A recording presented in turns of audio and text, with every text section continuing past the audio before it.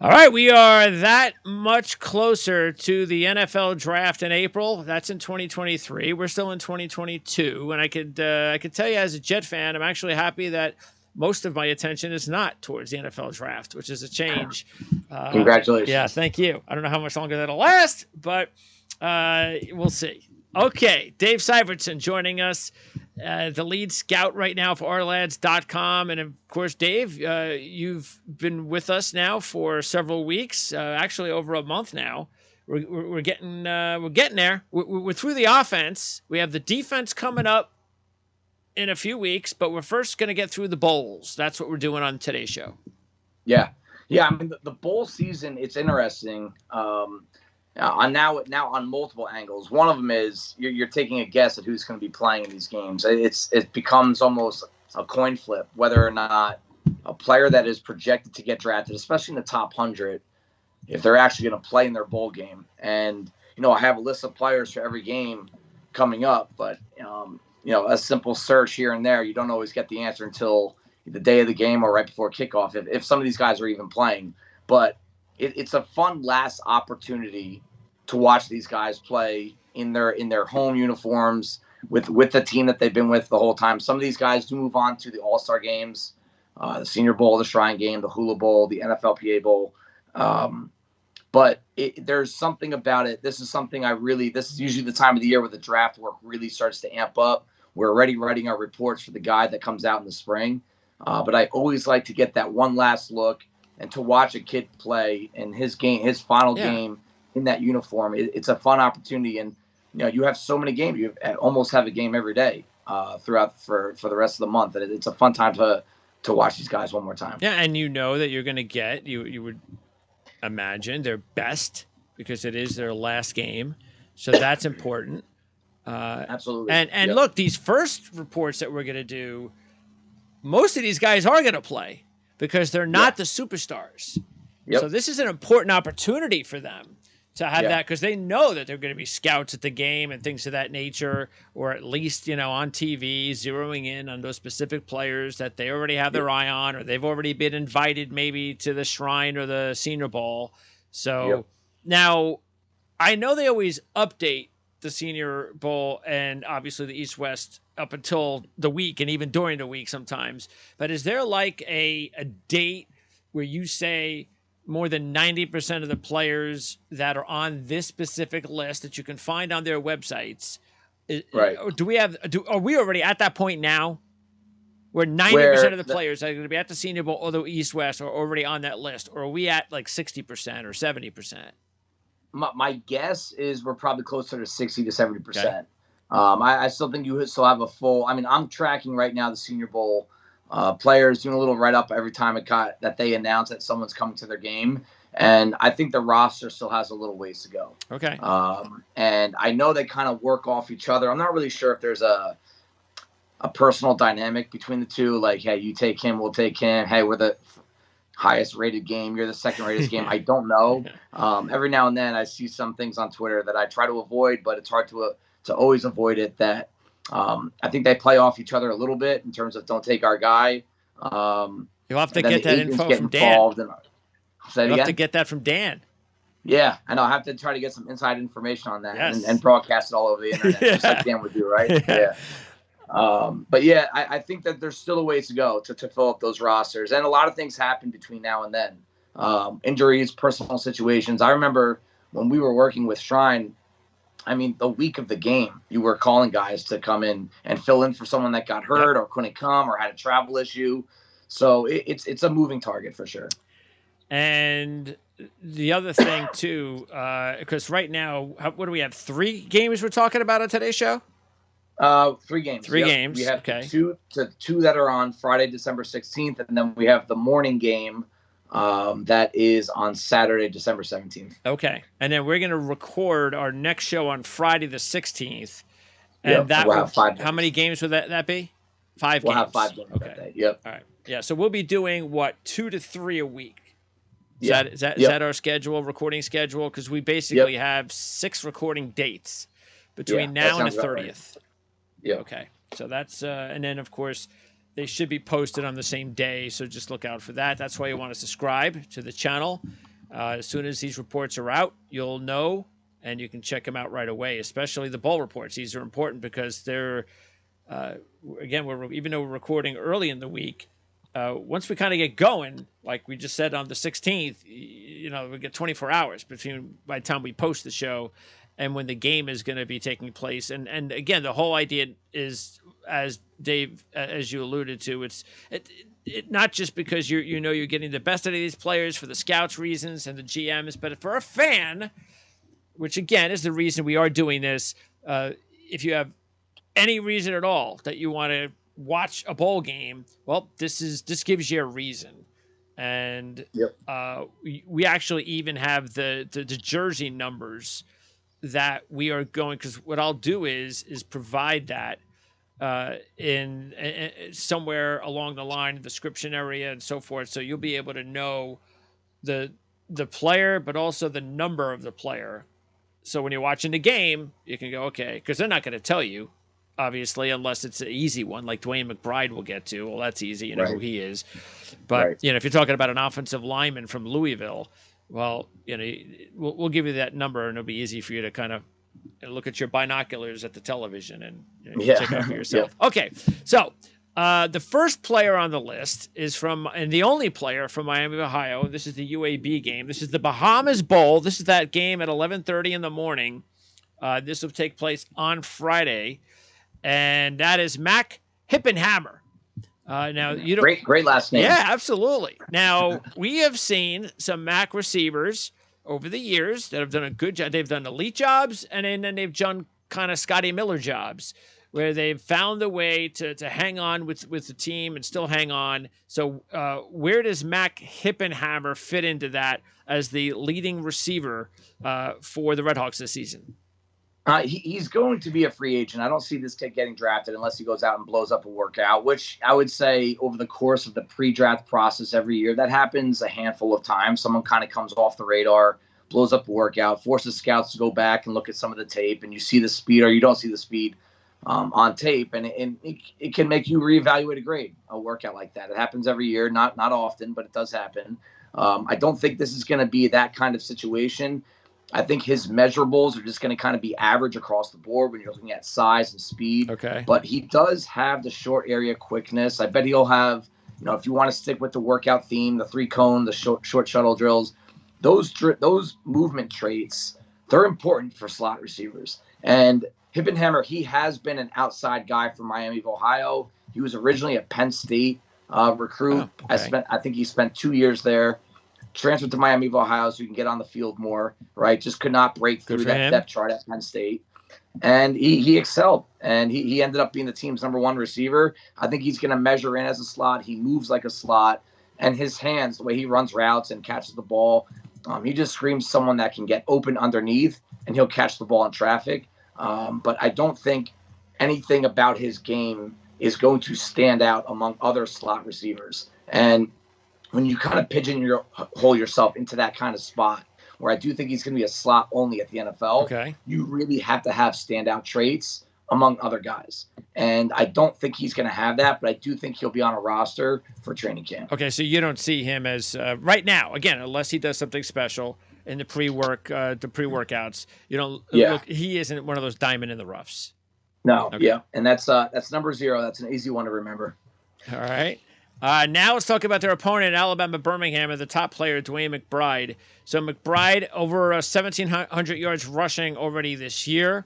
So that's over 3,000 yards rushing in the last 2 seasons. 19 on the ground touchdowns this season, 32 combined for the last 2. So the one thing about McBride, correct me if I'm wrong, but he has fumbling issues. Ball security issues and does not really impact the passing game much. Yeah, he's a big guy, right? I mean, more of a physical guy, right? Yeah, he's a between the tackles guy. And again, you can go back and look at a video, that little video series we did on the running backs, and we did talk about him already. There you go. And he is an underclassman, so he's going to have to declare. I'm assuming he's going to. I just think any running back that is going to be giving a draft grade, and I think he's going to be an early day 3 pick, maybe middle day 3 pick. Those guys usually want to come out just because the shelf life of running backs is so short. That window needs to be taken advantage of financially. And I think that he's going to bring a size and power presence to a backfield in the NFL right away for any team that's looking to fill that kind of role. Short yardage, you can call it. Inside zone, you can call it. That's where I think he's going to excel. But for him to really boost his stock between now and then, including this game on Friday, can he do something in the passing game? I mean, very rarely do you see a running back come to the NFL just a complete non-factor in the passing game. And I think that's what he's going to have to prove here. Would you say, how would you compare him to someone like, say, Bam Knight, who's having a really good run of it with the Jets, a power type of runner, doesn't really show much to me in the passing game, but also, I mean, not many bruisers also are good at returning kicks, but that seems to be Bam Knight. So how does he compare to that type of player? I like the comparison. I actually think it's a really good one for McBride, both with the size dimensions, but also the play style, the run style. Just a physical downhill force that wants to run through you, not around you. And he's got the contact balance to go with the power. When you combine that, especially in this day and age in the NFL where everyone's playing nickel and dime, very rarely this is a lot of small defenders on the field now because everyone's trying to defend the pass. And you could see this season alone, you're seeing more running success and just more volume in the running game around the league because the NFL's a circle. Yep. They see what the league is trending towards and they find matchups to expose it. So I think that, with the way the league's going right now, McBride might have a better shot at getting drafted a little higher than he would have even 3-4 years ago because of how many teams are putting smaller, weaker defenders on the field. All right. Now, the receiver for UAB, is it Shropshire? Shropshire, yeah. Shropshire, okay.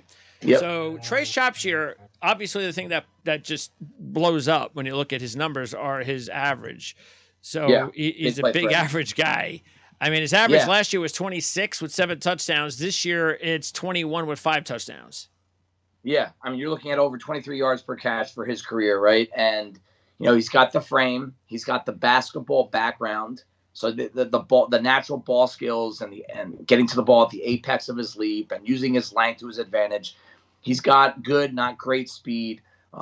He's from Louisiana, and for a while there, he's had a DJ Shark type comparison put on him from the people down there. Okay. Not to the same level, obviously, but that play style, that long, wiry frame that can play fast, it can take the top off of defense, but most importantly, he can play the deep ball in the air. And I think he'll end up being undrafted as well. But just like we said with Hip and Hammer, he'll be on a roster in training camp. And the league loves tools, and he has plenty of them. Yeah, those types of play, like you said, you put him on the practice squad, you develop him a little bit, and that's if he's got the prerequisites. Look, if he's got that speed, which you would think he has, to have that type of an average, he could find himself definitely on a team. I mean, UAB, they always have athletes. That's one thing that program always breeds. They are tall, fast, long. They're not always the best football players, and I do think Shropshire is going to have short. He didn't run a lot of routes at UAB. They don't have a diverse route tree. So again, that's a huge deal for someone transitioning to the league. But again, it's these guys, especially the tackle Telford, who we could talk about next. It's just tools, and a lot of times when you're an undrafted free agent, that will get you into camp, and then it's up to you to kind of refine the skill set. The 2 corners for UAB, you have Starling Thomas and Devondrick Bynum. Yep. Now McBride, but and I'll go over the numbers when we're done here. But Bynum, who is number 20, and Thomas, who's number 4. What's the difference between those two? Thomas is a short, but he's powerful and he's a blazer. I mean, he plays so fast, so aggressive. He's one of these kids that will turn his speed into power, and he plays like he's a much bigger player than he is in terms of how aggressive he comes downhill at the football. He supports the run on the outside. That's a bigger deal to some teams than others. And Bynum, I think he has big time speed, even faster than Thomas. The skill set isn't there. The route anticipation is not there. But I think he had his most productive year in 2022. And you could see him trending upward. Yes. And if you're just talking about tools only, hey, is he on the upward margin right now? I think Bynum has a higher ceiling as a nickel, and I'm not sure Starling Thomas has the size to play outside. So that's going to be a little bit of an issue there. So if you're asking who has the higher upside, it's Bynum. Interesting. Yeah, because Thomas has like 23 passes broken up in just the last two seasons alone. That's a lot. Yeah, no, he's very ball productive, and he gets thrown to a lot. I think that's one thing that when I watch the tape, teams are not afraid to throw his way because of the size. Okay. And he's got as many misses as he does hits in coverage. The production is there, though. You like to see it, but I still think that when you're looking what the NFL wants out of the corner position, I think Bynum has a little bit more upside to him. All right, and the last player on the team is Telfort. That's the offensive tackle, who has elite length. So that's going to get him a lot of looks. Yeah, I mean, I remember when we talked about DeJuan Jones, the tackle from Ohio State, we were talking about him being the biggest person in the draft. He's a giant, right? He's Goliath. This guy, Telfort, he's right there with him. And his movement traits on tape this year were a lot better. I scouted him last year thinking he might come out. Okay. You see a lot of issues on tape with his leverage, his body control, blocking away from his frame, not bringing his feet with him. I saw a lot of improvement this year. I still think there's some rough tape, especially the LSU game when you really got matched up against NFL caliber speed. You can see that he's just not ready. But 37-inch arms, 87-inch wingspan, you see that maybe once a year, maybe once every 2 years. And to see that kind of size on a guy that can move, I actually think there's an outside shot he gets drafted late. By the way, before we move on, there's really a mismatch in talent between these two teams, and huge mismatch. And if you're thinking about wagering on this game, I mean, UAB's a 10.5-point favorite. Look, you never know how the players. That's why it's tough. Also, even early bowl games, you don't really know. Will the players in UAB? There's going to be a coaching change as well, and are they invested in the game? Do they care about the game? It's Miami of Ohio. It's not like an opponent that they're, hey, let's go get them. They're a favorite. They're supposed to win. So if this is the regular season, then I have no problem going with Alabama Birmingham because they do have the superior talent. But that's why it's really a lot harder sometimes to handicap the bowl games because you just don't know what kind of motivation you're going to get from either team, especially UAB.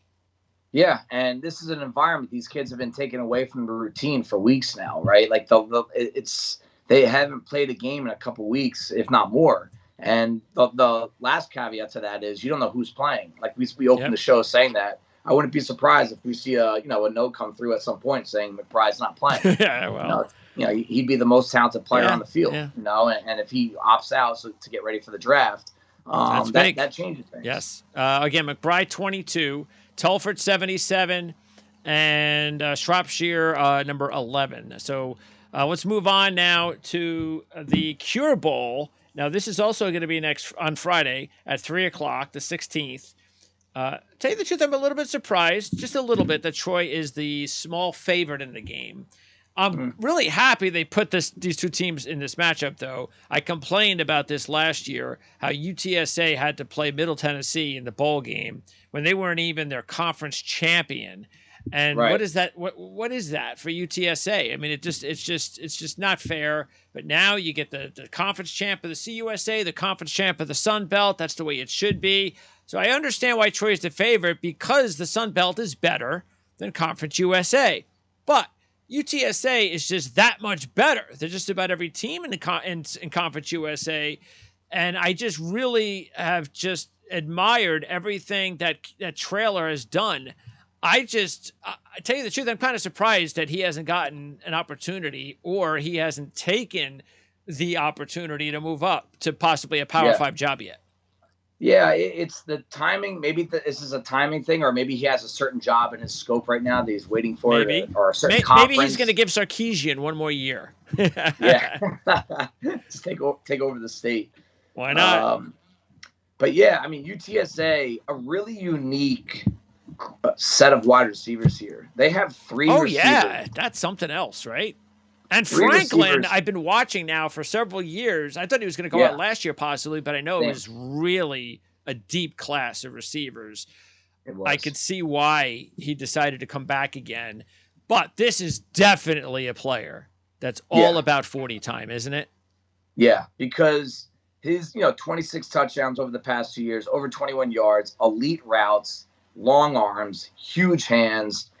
Hands are a little inconsistent, but they're good. I love his catching motion. I think there's a lot of upside there. Isn't he like a really good red zone? Yeah, prospect? Because there's two things he does well. He runs really short. He runs the short route tree really well. The sharp cuts. He's one of those guys you feel like he's missing a joint in his lower body because of how bendy he can get and just quickly change direction, make those really sharp turns, sharp cuts. But he's elite at attacking the ball in the air. So when you get down near the red zone, when you're covering him, you can't anticipate the routes and you can't anticipate the jump ball. The fade pass to the back corner. He can do both. He's a great leaper. And if he does go out there, I've written down as one of my sleepers from the summer that a guy that if he goes out and has a good workout, it's a hard case to make that he shouldn't be at least early day 3 pick. Right now, I have him towards the end of the 3rd round because at the end of the day 3 because I don't think he's going to have a blazing 40. I think he's going to be in the 4.55 range. But all it takes is one team to overlook that. We've seen that happen a few times. So it's possible he could be 4th or 5th. Possible. That would probably be like my ceiling for him right now. Like that's as high as I think he'll go. Yes. I have him right now as a 6-7. But no matter what, I think he's a draftable player. Absolutely. No matter what he runs, because of how well he runs routes and how well he attacks the ball in the air. And somebody that needs a lesson in that, I was watching the game the other day, was Donovan Peoples-Jones, because it was Watson through the pass in the end zone. It was kind of behind the back pass, and Peoples-Jones it lets the ball pop right here at his shoulder blade, pretty much. It's like, you're in the red zone, dude. You got to use your hands, man. All he had to do was reach out with his hands, touchdown. The defensive back he had already shielded the defensive back. He let the ball hit him, incomplete. I can imagine how many reps he's getting this week with that very player. Yeah. I mean, I believe he was a 6th round pick, and I had him graded as a 3rd rounder back when he was drafted. And it was a gamble on his tools because the tools are top notch, but there is so much just coordination and timing and accuracy that a receiver needs that so many of them just do not have. Yeah. Like whenever I watch a receiver, even some of the good ones in the pros right now that trap the ball between their arms and their chest every single time the ball thrown their way, it's just such a red flag, and you don't want to deal with that in tight games and playoffs and all that. If a ball hits you in the chest, you got to catch it. I don't care who you are. That's why, having a guy like Franklin, when you're in the red zone, it could be worth it. It's a big deal. Yep. Franklin would have caught that pass. Absolutely. Sure. All right. So Franklin, number 4, and you got Cephas, number 2, who you think it's possible, again, depending on what he does in the workouts, he might actually get drafted ahead of Franklin. Yeah, Cephas, so I do know some people have him ahead of Franklin. And I think that's because they're a little bit lower on Franklin than myself. And why is that? I think why are they lower on Franklin? Is it because of his hands, or what is it? I think it's the speed. They don't think he's going to run very fast. Yeah, they don't think he's going to separate over the top. I think everyone knows he can separate underneath, but that only gets you so far in the NFL. And Cephas has a little bit more juice to him. He's a slot only, so in my eyes, that kind of bumps him down a little bit. He doesn't play on the outside. I will say, though, out of the 3 receivers on this team, he's got the best hands. He does not let the ball hit the turf if he gets his hands on it. And he's got a similar frame to Franklin. Has a little bit less length, but he's 2 inches taller. So just in terms of like radius and what the balls that he can get to, they're pretty similar. The stats have been very similar the last 3 seasons. It's been Franklin, Cephas right behind him for all 3 seasons. And you could just tell, though, even statistically, that Franklin has always been a little bit better than Cephas. But isn't it interesting? And once you get into the NFL, how it changes. Yep. And a lot of it's based on situation. And again, there are scouts that they'll separate the outside receiver and slot receivers. Like they're just 2 completely different spots. So you might not even say one of these guys is ahead of the other. They play different positions according to some. And I think the fact that Cephas, he's an oversized slot. He's 6'2", and he's a slot. that then some teams are trending in that direction. They want a little bit more size there now than they used to because of what we talked about earlier. They're used to block more than often than they used to for these running games against nickel and dime defenses. But I think Cephas has that. He's got a little bit more juice to him too. I think that if you're asking these guys to go out there and just run in a straight line and see who can take the top off of defense, I think Cephas has a little bit more juice. So that's another reason why I think some people might have him above. All right. Now, number one, DeCorian Clark is, again, if you take a look, it's Franklin, Cephas, and Clark the last 2 years. And they're just one. It's not a lot separating. Now you see why this has been such a big team. And, of course, they got Harris that's been able to distribute that, the quarterback. Right. So Conference Player of the Year. Yeah, there you go. So Clark, so he's 3 of 3, though, correct? And what's his calling card to the NFL to make in the NFL? In terms of what's going to attract him the most to the league? And he's 6'2", he's going to run in the 4.4s. He's probably faster than both these guys. So there you go. Okay. So he just has the tools.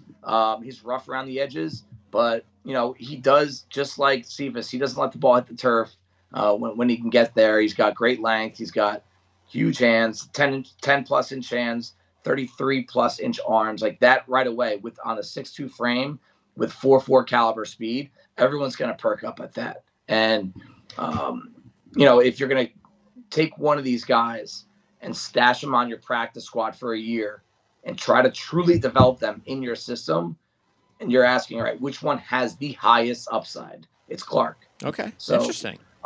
That's where I think that you really could put these 3 names in a hat, pick one out, and say, hey, that's what I think is going to go first. I want to ask about one more receiver before we move on to the other player, and that's Oscar Cardenas, the tight end.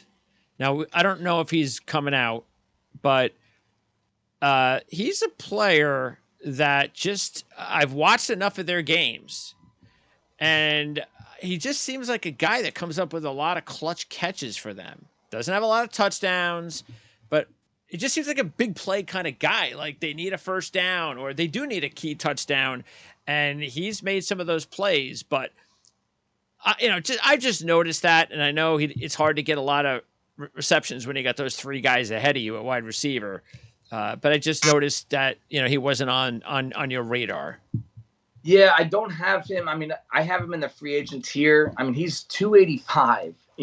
And watching him play, I don't know if he's going to have the play speed. I don't know if I remember talking to you about this, but I don't even know if he's going to break 5 seconds in the 40. Okay. And to some people, yes, it's going to cross him off the list. It's a name. Yeah. When you see tight ends run that kind of 40, it's like it just never happens, right? They just don't get drafted. So he's probably just a nice little cute, like UTSA player. That's all. Yeah, right. I mean, will he end up in camp with someone? I bet he will. The kid's averaged. I mean, I'm looking at his numbers right now. I mean, 14 plus yards per catch. He's caught 80% of the passes that has been thrown his way. 4 touchdowns the past 2 years. For a guy that big, I don't understand why he's not a better blocker. You don't really see 285 pound tight ends that are 6'4" come across that often. Yeah. And you would think that he'd be a little bit better of a blocker. So what's with that body type? What's with that frame? I'm not sure. But I can't say I've done a deep dive on him yet. It's been whenever I watch that team, it's all about the receivers for me. Sure. And if he gets some traction over the next month or two, we'll definitely go back. But this again, it's another reason why to watch this game. Just kind of see if you can form your own opinion about a guy that's a little bit of an anomaly when you come to size and background, and see if there's something there. Now let's talk about the final player on the list, and that's Clifford Chapman. Now, Chapman is number 4. His size is exactly what you're looking for. Yep. And I know, they had a key player alongside of him last season by the name of Tariq Woolen. Yep. So what about this kid? And he has 4 interceptions this year, which is nice to see. And he's got a bunch of passes broken up as well. Yep, good ball production. Last year, when we were told to look at UTSA, they got two of these tall, long corners, the Seahawk type corners. Funny that's how they were first brought to us, and that's where Tariq is playing right now.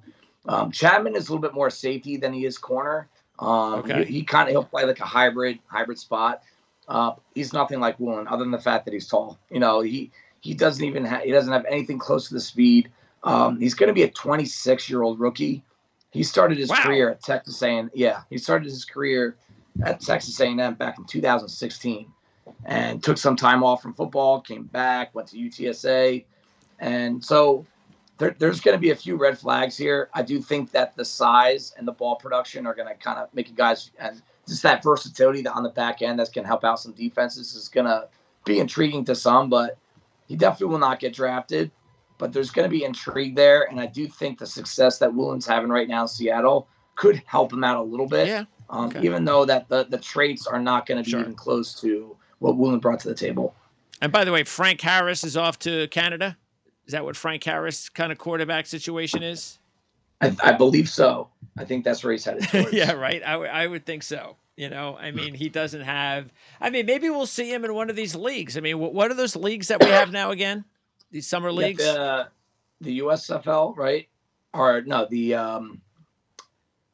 league that it is USFL, isn't it? They just did the draft, right?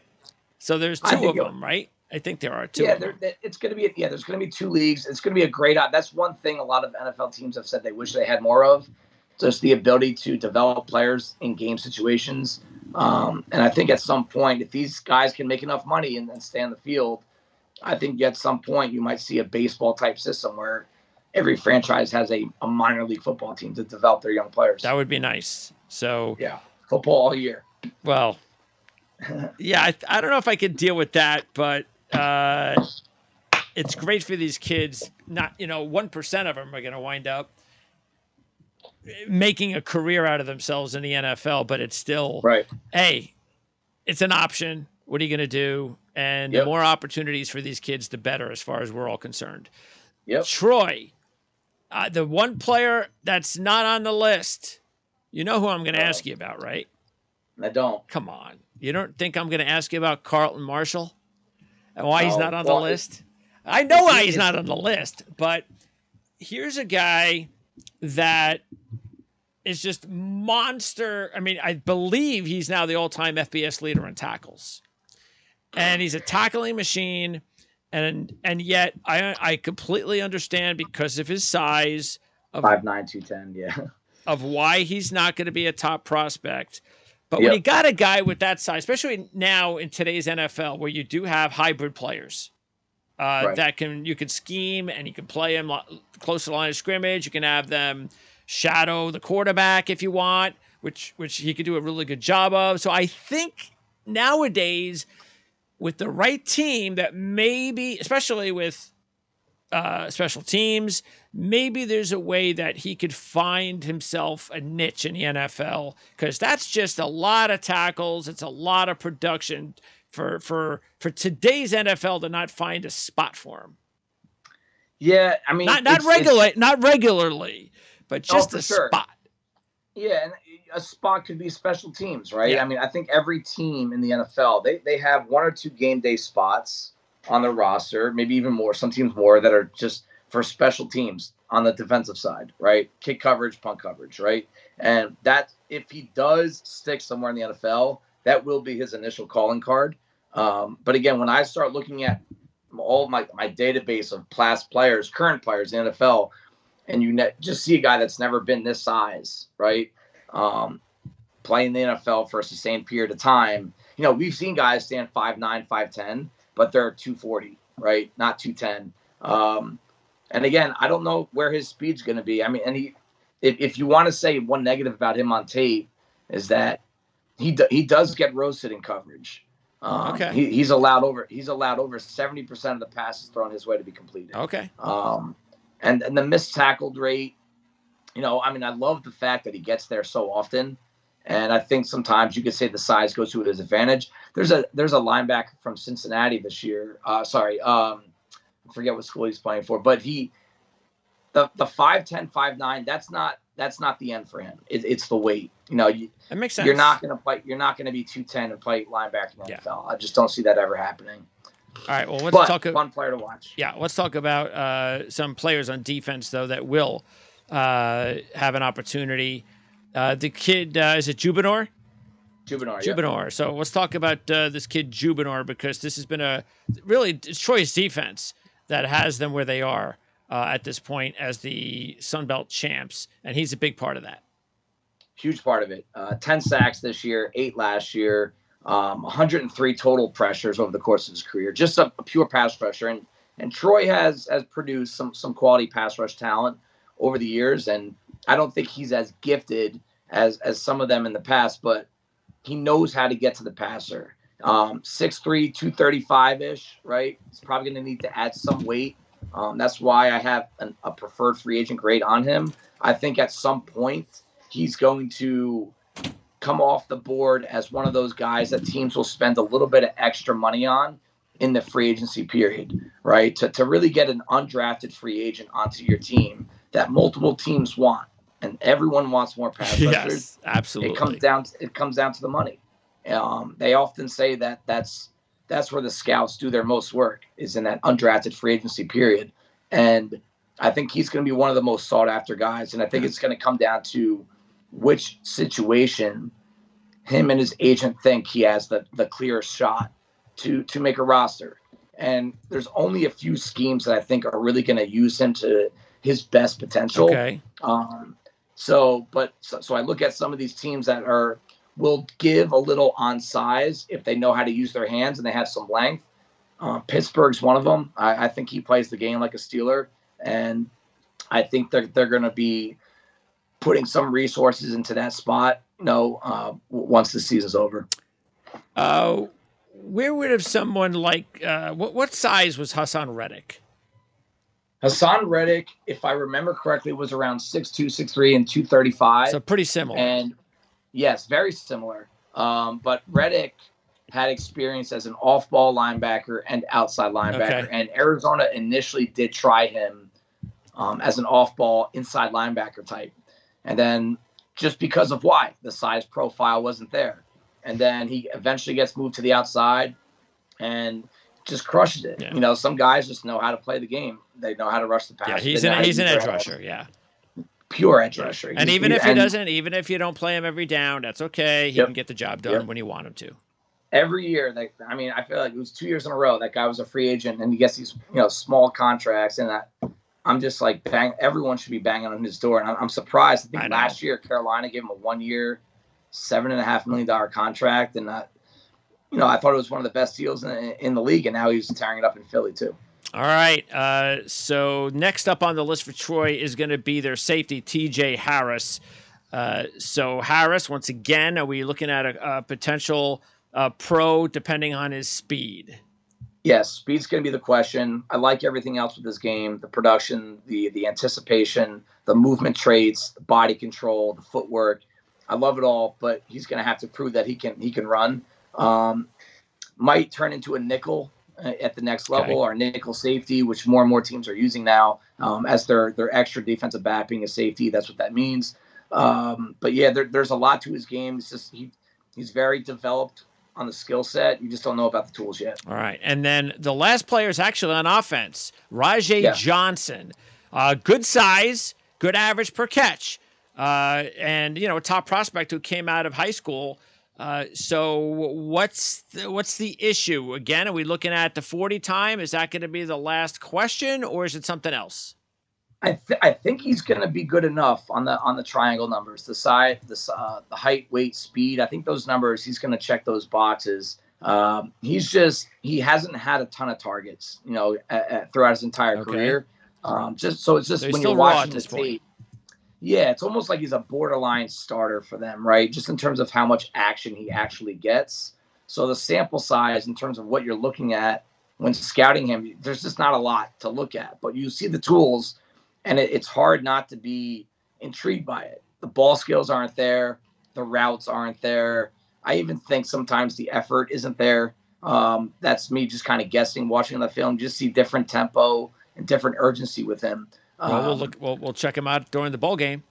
Yeah, I would let. That's one thing I have on my looking at it right now is check effort. And whenever I wrote check effort under a player, that means I've seen something on tape that made me question. Okay. All right, and Chapman is number 4. Excuse me, Chapman. I was looking at UTSA. Harris is number 8, the safety for Troy. Jubinor's number 9, and Rajay Johnson as a 0 for his number to keep an eye on in the game. Troy and Texas San Antonio. All right, now let's talk about the Cincinnati-Louisville game. And this one is the Fenway Bowl on Saturday at 11 o'clock in the morning. So this is sort of like the Satterfield Bowl without Satterfield. Yeah. So that's cool. Yeah, so weird, but it is what it is. I'll start with Cincinnati, and I think we talked a little bit about Josh Wiley on the tight end show, number 81. We did. Yeah, Senior Bowl invite, great speed, great straight line speed. He's going to run on the 4.5s. He's and it shows up when you see him running up the seam. He's a guy that some teams are going to really zero in on as their motion tight end. Not the one that you're going to put in line, but the one that you kind of make like an oversized slot out of. Doesn't have the length, does not have the ability to block very, very well in the trenches. I think he's going to get tossed around if you tell him to block the ends and outside linebackers. But his speed is going to be tough to play around with, and he's got the size, he's got the height. He's 6'5 plus, 245 plus, and when you put that kind of speed on that kind of body with those kind of ball skills, it's going to get a lot of people's attention. Leonard Taylor, another tight end. Very rare that we're going to talk about a couple of tight ends on a team like Cincinnati, but here we are. Taylor, though, is he going to be more along the lines of if you're looking for a solid blocking tight end, that kind of guy? Yeah, he's more of the traditional wide tight end type. Has a little bit more size, a little bit more length, has a little bit more strength in his hands when he locks onto defenders. I don't think it's good enough to get him drafted. I think he's going to be a free agent. But what I liked about him was that he showed a little bit more ball skills and a little bit more production this year. And if he can continue in this bowl game to show that he's more than just like kind of like a backup caliber blocker, which it's hard to make a roster when you're in that situation. I just felt like that we saw a little bit more action out of him, even though he doesn't get half the targets that Wiley gets. He caught 80% of the balls that were thrown his way, a couple touchdowns. Looking at his drop numbers right now, he's got 1 drop this year. There's a lot of traits to his game that I think the NFL is going to see to say, hey, you know what? Maybe he just did not get used enough at Cincinnati because of the situation, because of who he was behind, that we might have a little diamond in the rough here. Okay. And then now out of the receivers, and they have 2 good ones, Tyler Scott and Trey Tucker. We're going to talk about Tucker, but before we do, is Tyler Scott not on this list because you don't think he's coming out? Or what? What's the reason he's not on the list? I just have him as not coming out. Okay. Like I have his draft year as 2024. I haven't read anything. I've been trying to keep up to date. Now you start to see, this is the time of year a lot of guys start to declaring for the draft. And I feel like every day you see new names come through. And I've searched him a few times. I haven't seen anything about him that's saying he's going to come out, even though he did have a big year. And you think it's a good move, though? I think it would be smarter for him to go back. Okay. Just because I don't know if there's going to be a standout trait to his game that's going to get him drafted. I mean, he drops a lot of balls, doesn't have a lot of size, and I would like to see him just kind of shore some things up next year and see if he can make himself to a mid-round pick. Okay. So Trey Tucker, he was the number 2 receiver on the team. What do you like about Tucker? Big time speed and burst. Has a track background, and there are times on tape I see Tutu Atwell, not in a good way, meaning he's more of a track guy than a football guy.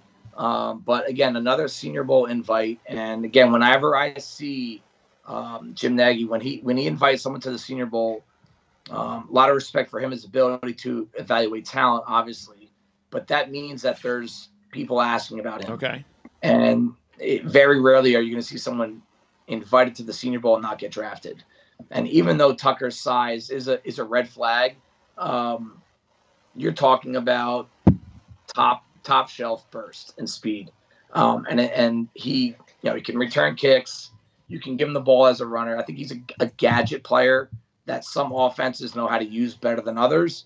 I don't think he's going to all of a sudden become like a T.Y. Hilton outside receiving threat. I think he's more of a gadget speed guy that you try to manufacture some touches for. But he's tough too. That's one of the things I like about his game. Some of these speed guys, they go down the second a piece of paper touches them, right? Tucker will break tackles. He'll go over the middle, and he'll try to run you over even though he can't. Well, like you said, I think he's all 4 years their leading kick returner, and he's got 2 kick return touchdowns, I believe, at this point. So, speed, returning kicks, producing enough at the receiver position, that definitely gets you invited into a situation where, if you're drafted late or a priority free agent, you might find yourself on a team. Yeah, so, absolutely. Yeah. All right. Yep. Next up, we go with on defense. Let's start with Arquan Bush at cornerback, because Cincinnati had a couple of pretty good corners last year. So what about Arquan Bush? Next in line. No, I don't think he'll be on the same level as Bryant or Gardner, but that isn't saying much because the bar has been set pretty high for those guys. He's going to be a nickel. I think the size limitations are going to keep him inside, especially for teams that want their corners to kind of press on the outside. I just don't think he has the turnaround speed and the reach to really make a difference with his hands. Okay. But he's a tough physical dude, and I think that's another reason why he fits really well in the nickel. Really good route anticipation. That's one of the number one things I look for out of a college corner. It's a really tough position to scout and then project to the next level. But one of the things that carries over to the league very well at a high success rate is route anticipation. They can kind of forecast what the receiver is going to do before the receiver does it. And it kind of gives them that one step advantage, which it means everything in coverage and man coverage. And I think that's one of the standout traits to Bush's game that I think is going to get him drafted. All right, Javon Hicks. Ideal frame, 6'1" with long arms. He's got really clean footwork. He can line up in center field. He can come up into the box. If he works out well, and if he does well in one of these All-Star games, I'm not sure where he's going to end up, whether it's Shrine or Senior Bowl. He's the one guy on the list that I think could be bumped up a little bit. I think the pre-drafted process is going to be very important for him, just because a lot of his other tools, they're already there. We just don't always see them pop up on tape. I want to give him a little bit more, a few more looks before I really start to give him a final grade. Okay. But everything that you're trying to manufacture out of a safety, when it comes to the size, the speed, the versatility, he's got it. He just hasn't had that extra ounce of production that I was hoping I'd get. Well, when he was a sophomore, he had 5 interceptions. Yep. And so he's got about, I think, 8 career interceptions, something along the line there. And he actually had a pick 6 this season. Mm-hmm. So he's got some playmaking skills, and he's very experienced. I mean, he's been around the program playing for 5 years. So he's been on the team 5 years, 4 years starter. And that was a very good defense too the last few years. Very good. Yep. Very good. And he was a key part to it. He's a guy that even watching Bryant and Gardner last year, you would watch that team that kid's a pro. Sometimes you just know, you watch him for 3 snaps and he's a pro. He could end up the best, the highest drafted out of the whole group. I Cincinnati. He could be. I think Wiley's got a shot at out of the defenders, yes, but I think Wiley's got probably the inside track at being the first player taken from this team. All right, and just because of the speed. And by the way, Hicks number 3, Bush number 9, Wiley 81, Tucker 1, and Leonard Taylor number 11. Let's wrap it up with Louisville, their opponent. And on offense, it's just the offensive line we're going to talk about. We got Trevor Reed, number 70, at offensive tackle, and Caleb Chandler at offensive guard, number 55. I've heard a lot about Chandler the last couple of years. So tell me about both of these guys and who has maybe a little bit more of an opportunity to last in the NFL. Yeah, Chandler is just a natural power guy. Reminds me of a former Louisville lineman that got drafted, John Miller, from a few years ago. Oh, yeah. But he's raw. But when he gets good contact, he moves guys off the point of the ball, off the line. He's, like I said, he's raw when it comes to the footwork, the hand placement, and you see the same issues. Louisville was one of the first teams I watched this year, and I watched them late in the year. The same issues I saw with him back then are what kept on popping up, just overreaching from the waist, losing his center of gravity. But in the run game, I think he's a monster. I think it's going to be something fun to watch in this game. When they run the ball, just put the eyeballs on him. He gets the job done. Okay, and Reed? Reed was a former junior college #1 offensive tackle recruit. And I think the league is going to like him more when you're talking about the upside and the tools to work with to try and develop. He didn't start playing football until I think his junior year of high school. So just a little bit of a later start than some. And you get that story a few times a year. And I do think, in my opinion, it gets kids overdrafted. I think coaches see that kind of stuff, and the coaches start getting involved in the scouting process. Late. February, March, April even, and probably not April, February, March. And a lot of them, they see that and like, oh, I can develop him. The ego starts to take over. I think that's where Reed, he has a shot at getting drafted for that reason. His tape is pretty ugly, but the tools are pretty impressive. He has undeniable straight line bursts and speed for that size. Does speed matter? Not really, but the ability to play explosive and fast does, and he has that. So a coach is going to see him work and see his tools, and they're going to say, hey, give me a year or two with him. I can get the job done.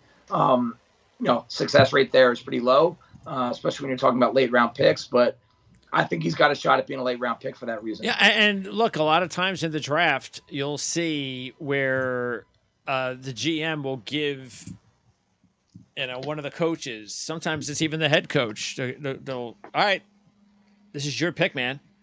Yeah, I'll give you. This is your pick, and it doesn't usually happen early, but we get to the 5th round, 6th round, 7th round. That's when, all right, this is your pick, man. So we'll give it to you. Okay, now let's talk about defense, because there's a couple of really good players to zero in on, and Yazir Abdullah and Yaya Diaby. They've combined for over 15.5 sacks this season. So what do you like about both of these dudes? Yeah, I love these two guys. Like I said, Louisville was one of my first teams that I watched, really dove into early in September. And I try not to overreact to initial looks. You get a little too excited. So I just circled their names, came back to a mid-year, came back to the end of the year. These guys are pros, and especially Diaby. I think he is the ideal defensive lineman for what so many teams are doing now. They want to have guys that can play inside one snap, outside the next snap. And that's what he does at Louisville. And it's because of the combination of traits, elite length, elite hand strength. That matters so much to coaches. How strong are you with your hands? And the guy can move too. He can bend. I mean, every trait that you want out of a versatile defensive lineman, Diaby's got. Now, is he the most explosive, bendy edge rusher? No, I don't think that's not the role that you want to put him in. You want him in a role that's kind of lining up on the tackle, if not slightly inside, maybe a little bit of 3-tech, or if you need an edge setter in the running game where, it's not just there to rush the passer, you're trying to set the edge. It's an enormous important trait to NFL defense. He's going to excel in that kind of role. And he really just came out of pretty much nowhere this season. Yeah, and I remember just watching him early in the year. He wasn't on anyone's list. Like the list that I get, whether it's a watch list or another list that I get from someone else in the league. Abdullah was on everybody's list. I mean, Abdullah was. But Diaby was the one that stood out to me from the beginning. And now I'm glad that I think he got a Senior Bowl invite. That's going to be a huge week for him. Huge week. Abdullah is slightly undersized, similar to who we talked about from Troy, Jumador. But he has incredible twitch, incredible explosion. He'll probably, if he gets a combine invite, which I'm assuming he will, of the outside linebackers / edge defenders, he has a good shot at being the fastest one, the most explosive one. He's only going to weigh in 230, 235, and it looks like his frame's a little maxed out. I don't know how much room he's got for more. Will he just be a specialist then? I think he'll be a specialty-only guy. If he can make a Hassan Reddick type transition, he's the one that reminds me of Reddick's actual physical profile when you're looking at size and speed, not just the size. if he can prove to have a little bit of versatility, he didn't really do much other than rush the passer for Louisville. I think the kid's going to be an early day 3 pick. But Diaby, you think, could be more of a full-time player? Yeah, I think Diaby is a year 2 starter, and if not one of a heavy rotational linemen. Sometimes defensive line in the NFL, one's listed as a starter, one's listed as a backup, but they play the same amount. I think he could be one of those guys by year 2. So what you're saying is, because you believe he's maybe as high as 5th round? Yeah, right now it's a 5th round. I think he can inch his way up into 4th or 3rd. And most scouts have him where? Coming into the year, undrafted. And I think most scouts are going to have him mid to late day 3. Okay. So you're still going to be a round or 2 ahead. Yes, I do. I think he's a pro right now. Okay. I think he's going to get into an NFL training camp, and people are going to be like, dude, we got to get this guy in the field. I think that he's going to be that kind of player. And then the final player is Kendrick Duncan, another player you think could go in the 5th or 6th round. The safety, number 27, has good size, length. Talk about Duncan. Yep. Really good pursuit speed. He's got some cornerback experience. I think he's going to test really well athletically, and the speed shows up on tape. Every time I watched them play, the same note that kept on popping up was pursuit speed. And that's meaning he's reaching the sidelines in pursuit and getting to that meeting point prior to the ball carrier. Okay. And that's partial speed, but it's also partial instincts, where he can anticipate and react quicker than others. And that's a hard thing to diagnose. You need the right tape, the right angle of tape to really diagnose that. I don't know if you'll get that on the broadcast, but one thing for you to watch when you're watching this game is just how often he's near the ball. All right. He's just always there, and he's not there late, and you'll notice it. And that's a big deal. And he's got a lot of the other measurables to him that I think a lot of teams are going to look for from that position. And again, the cornerback experience is a big deal. I think that a lot of teams want safeties that can man guys up in coverage, and I think he can do it. And lastly, before I let you go, no, Malik Cunningham isn't going to make it as a pro, but what does a player with that much athletic ability, what does he do? So in my research for this, I saw that he was taken off the depth chart, so I'm not sure if he's playing in this game, by the way. Okay. Just so you know. Yeah, that's don't be important. surprised. Because I know he's had some injury issues this year. Yeah, I don't know if it's injuries or he's just getting ready for the draft or what. Well, yeah. I don't know if I don't want to get in any trouble with this. I'm not stereotyping. I just don't think he's a good quarterback, but I think he's going to be a guy that, with that athletic ability, if he's open to the idea and he applies himself, I think someone will give him a look as a receiver. Okay. Because he's dangerous with the ball. Yes. He doesn't have the frame of a running back. He's too thin. But I think he proved that as a quarterback, it's just not there at the highest level. Yeah. And I think nothing wrong with that. Expectations. Hey, if you can make it in the NFL as a receiver, what do you? Come on. I mean, what's wrong with that? I think he's got enough juice. I think he's a tough, hard-nosed kid too. I think there were some maturity issues with him in terms of just letting the emotions get to him while playing the game. But I like the edge that he plays with, and I think that can show up as a receiver. I think to answer your question, what kind of athletic ability can that? Where can that get him? I think no matter what, it's going to be undrafted. But if he applies himself and handles this pre-draft process the right way, he'll get a look at training camp at receiver. Let's see, 38. He's got 50 rushing touchdowns. Yeah. In his 5 years, and I believe he's got over 3,000 rushing yards. Come on. Yeah. You got to be a playmaker. You got to just know your limitations. And as soon as possible, get started on it. Now, put yourself, and maybe even he gets one of these invites somewhere, as long as he moves the position and get to one of these All-Star games with the proper coaching. Take advantage of the coaching.